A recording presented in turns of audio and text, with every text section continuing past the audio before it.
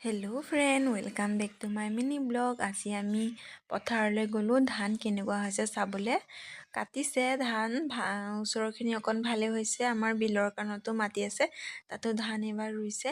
কেনেকুৱানো হৈছে, মা মই আৰু মানুহজনে চাবলৈ গ'লোঁ। এয়া বৰমা বৌহঁতি ধুনীয়াকৈ ধান কাটি আছে, মই ভিডিঅ' কৰি দিছোঁ। এয়া মাটিখিনি বিলৰ কাণৰ কৈছিলোঁ যে, এয়া সাপ এডাল লৈছে, ইমান ডাঙৰ, ভয়ে লাগে।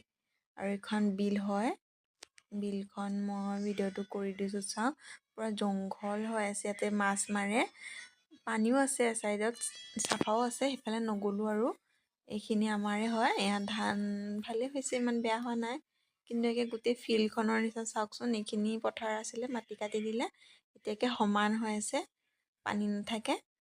এয়া মই অকণমান এনেই ভিডিঅ' বনালোঁ। মই বোলো আৰু তুমি ভিডিঅ' বনাওঁ, তুমি ভিডিঅ'টো ধৰি দিয়াচোন, ৰিলচ এটা বনাওঁ। এয়া মাথা নাই, আধা নাই, তেনেকৈ ভিডিঅ' বনাই দিছোঁ।